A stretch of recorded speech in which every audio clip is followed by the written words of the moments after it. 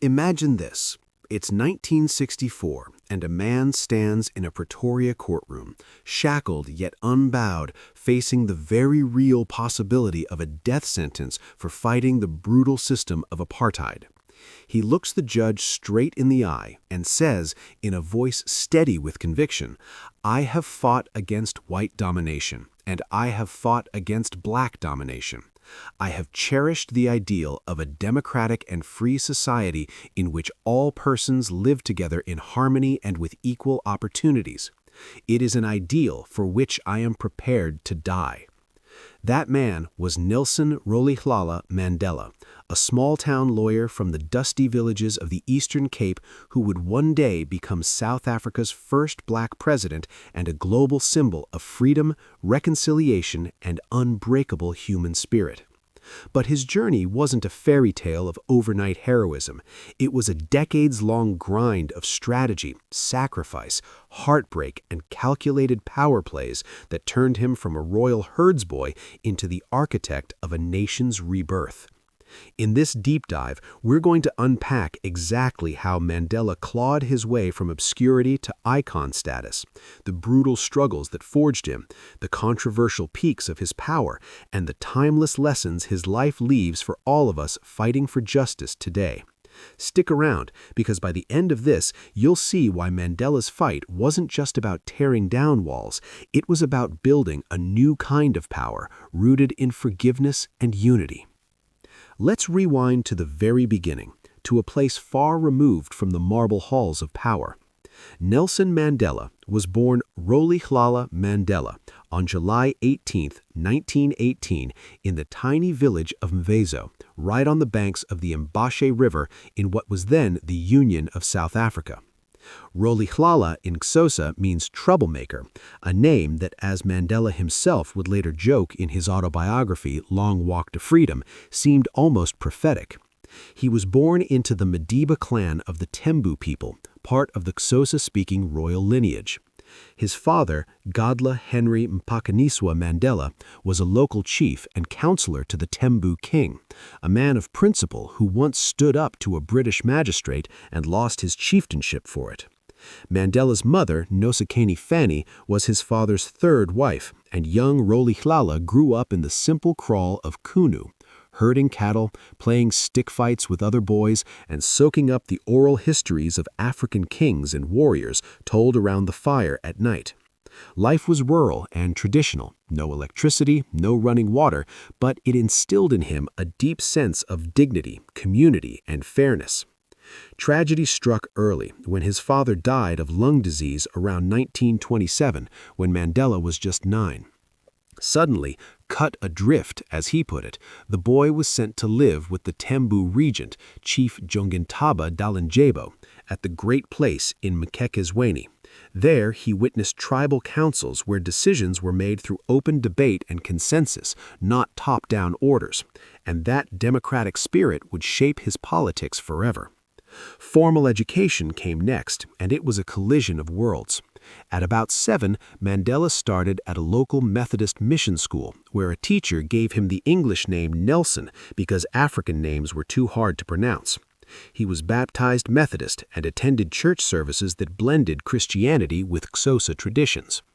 By 16, he'd undergone the traditional Xhosa circumcision rite, earning the name Dalibunga and marking his passage into manhood.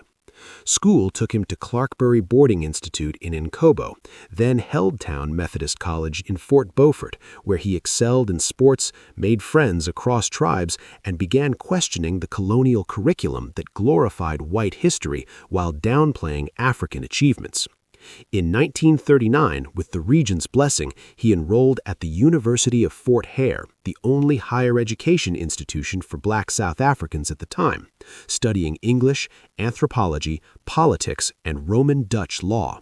There, he roomed with his cousin and future political rival Kaiser Matanzima, befriended Oliver Tambo, and got his first taste of activism by joining a student boycott over poor food and getting suspended.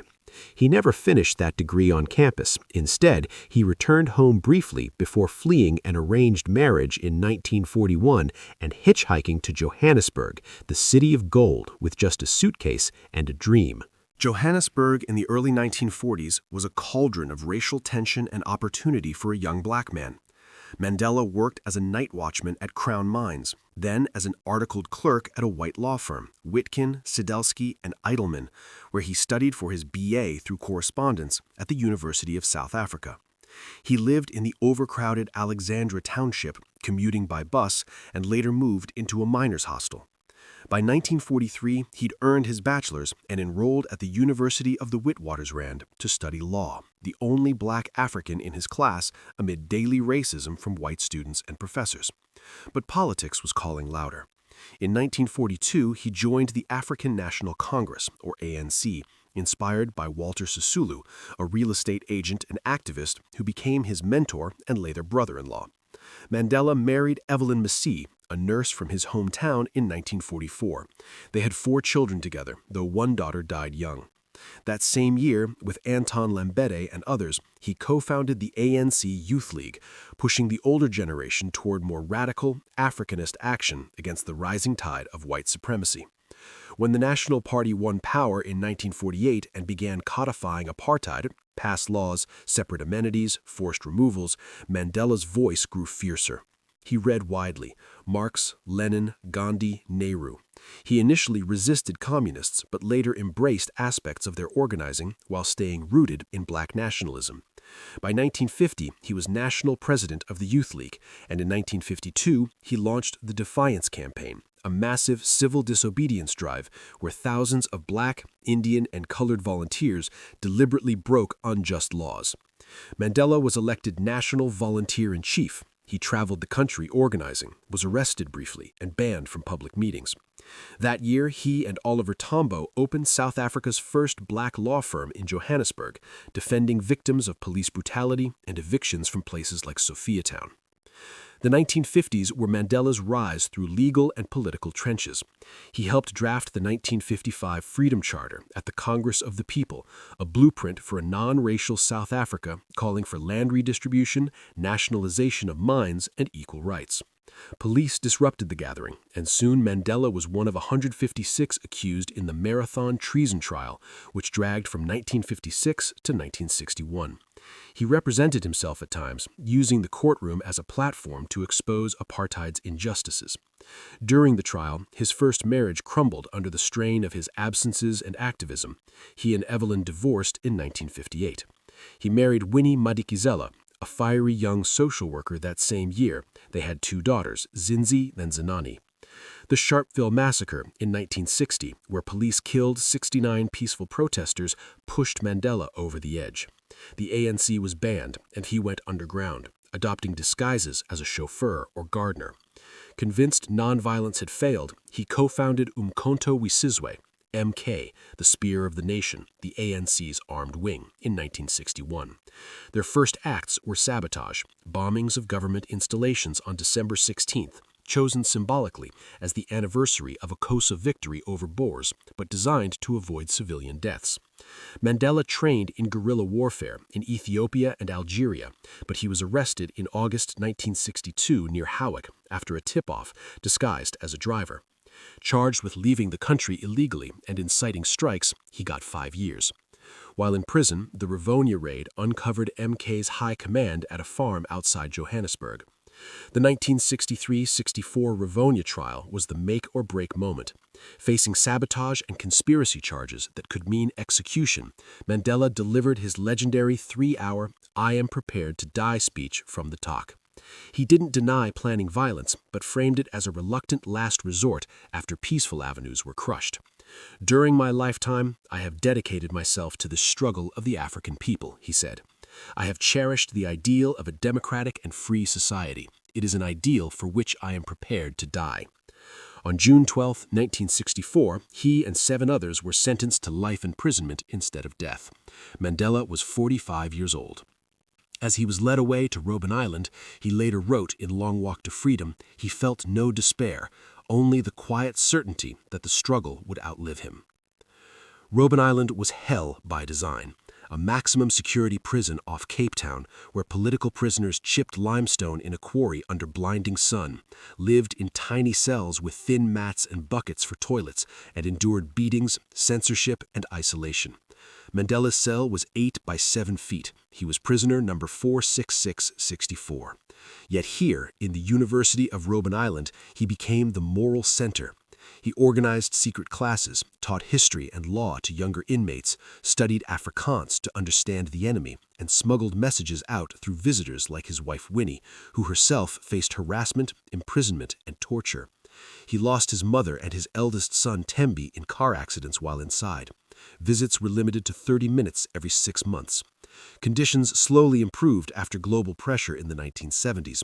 Better food, more books, but Mandela rejected multiple conditional release offers, insisting on one man, one vote. By the 1980s, as black consciousness and Soweto uprisings fueled unrest and international sanctions bit harder, the apartheid regime began secret talks. Transferred to Pollsmoor Prison in 1982, then Victor Vester in 1988, Mandela met government officials behind the scenes. In 1985, he famously told President P.W. Botha he would never renounce violence while the government used it. Finally, on June 11, 1990, after 27 years, F.W. de Klerk, under massive pressure, unbanned the ANC and released Mandela. Emerging hand in hand with Winnie before a roaring crowd in Cape Town, Mandela raised his fist and declared the armed struggle not over, but negotiations the priority. Never, never, and never again shall it be that this beautiful land will again experience the oppression of one by another, he told the world. Now, at the peak of his power, Mandela's fight shifted from prison bars to boardroom battles. As ANC president from 1991, he negotiated the end of apartheid through tense talks at CODESA and later forums. Violence nearly derailed everything. Thousands died in township clashes between ANC and Inkatha supporters, some stoked by a third force in the security forces. Mandela walked a tightrope. He suspended armed struggle in 1990, signed peace accords, but walked out of talks after massacres like Boipatong in 1992, only to return after the assassination of Chris Hani in 1993 nearly sparked civil war. He calmed the nation with a televised plea for peace. In 1993, he and de Klerk shared the Nobel Peace Prize. South Africa's first democratic election in April 1994 was a miracle. Long queues of black voters, many voting for the first time. The ANC won 62%. On May 10th, Mandela was inaugurated as president in Pretoria, with de Klerk and Thabo Mbeki as deputy presidents in a government of national unity. His presidency was about healing. He launched the Truth and Reconciliation Commission, chaired by Archbishop Desmond Tutu, where victims and perpetrators aired horrors for amnesty, controversial but credited with preventing revenge cycles. Symbolism mattered. Mandela wore a Springbok rugby jersey at the 1995 World Cup final, cheering an Afrikaner team to victory and declaring, "This is our time," to a stunned white minority. Economically, his government rolled out the Reconstruction and Development Program, free health care for kids and pregnant women, millions of homes and electricity connections, welfare grants. The 1996 Constitution enshrined one of the world's most progressive bills of rights. He pushed reconciliation abroad, too, mediating in Africa and pushing for human rights. But power brought controversies, and Mandela wasn't flawless. Critics on the left accused him of selling out by abandoning nationalization in the Freedom Charter for a market-friendly gear policy to attract investment and avoid capital flight. Necessary for stability, he argued, but it left inequality entrenched. Crime soared. He admitted the government was slow to act. His foreign policy drew fire. He embraced Fidel Castro, Muammar Gaddafi, and Yasser Arafat as old allies against imperialism, even as the West recoiled. Most damning was his administration's handling of HIV/AIDS. By 1999, prevalence was exploding, yet Mandela spoke publicly about it only sparingly early on, prioritizing nation-building over what some saw as a black issue. He later admitted in retirement it was one of his greatest regrets, launching the 46664 campaign and revealing his son Makagtho's AIDS-related death in 2005 to destigmatize it. Personal life added layers. His marriage to Winnie imploded amid her scandals. kidnappings, assaults, and a 1991 conviction for kidnapping, leading to divorce in 1996. He married Graça Machel in 1998, his third wife. Some called him too forgiving, too image-conscious with his colorful Madiba shirts, or too focused on unity over rapid economic transformation. Yet even detractors conceded, without his steady hand, South Africa could have descended into civil war. Mandela stepped down in 1999 after one term, refusing to run again to set a democratic precedent. In retirement, he poured energy into the Nelson Mandela Foundation, Children's Fund, and global causes, fighting AIDS, poverty, and for children's rights. He mediated conflicts from Burundi to the Middle East, received over 250 honors, and in 2008 the U.S. finally removed him from its terrorist watch list. Diagnosed with prostate cancer in the 1980s and later plagued by lung infections from quarry dust, he died on December 5, 1913 at 95, surrounded by family in his Houghton home. The world mourned. Leaders from Obama to the Queen attended his funeral. His legacy? A rainbow nation that, for all its flaws, persistent inequality, corruption scandals in later ANC years, chose negotiation over bloodshed. Mandela proved power doesn't have to corrupt, it can redeem. His lessons echo loudest today. True leadership demands moral courage to forgive without forgetting. Change requires both idealism and pragmatism.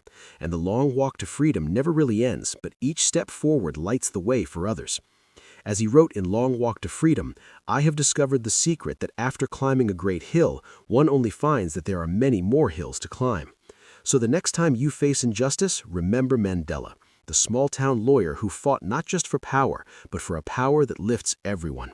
What's one hill you'll climb today?